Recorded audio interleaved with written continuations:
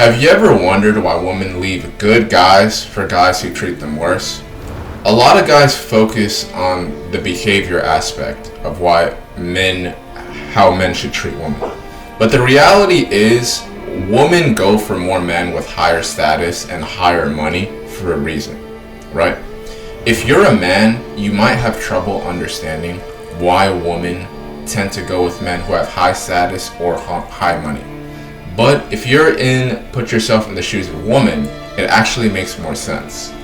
One experiment I conducted recently is I created several different social media profiles and dating profiles of a woman. Keep in mind, this woman was not that attractive. She was probably average looking or slightly better than average looking at best. Now, the results of the experiment were pretty cool.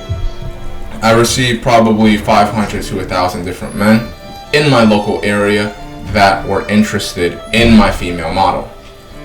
Isn't that crazy that you can have a woman have 500 to 1,000 different men locally that are interested in her and that want to date her romantically?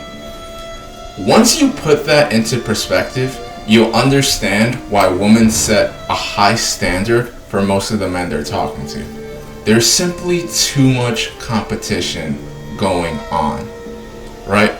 And once you realize that, you realize, everything starts to make sense.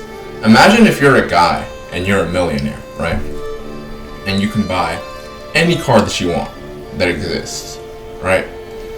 Now, the car industry is hyper competitive. There's like hundreds of different car brands, right? All these car brands say that their car is special, that's different from the rest. Is that true? That is probably very true. But the problem is, it's a hyper competitive market. There's simply too much competition.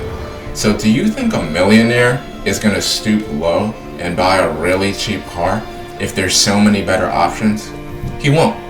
And once you understand that, you'll understand a woman's psychology about 1,000,000 times better than you normally do.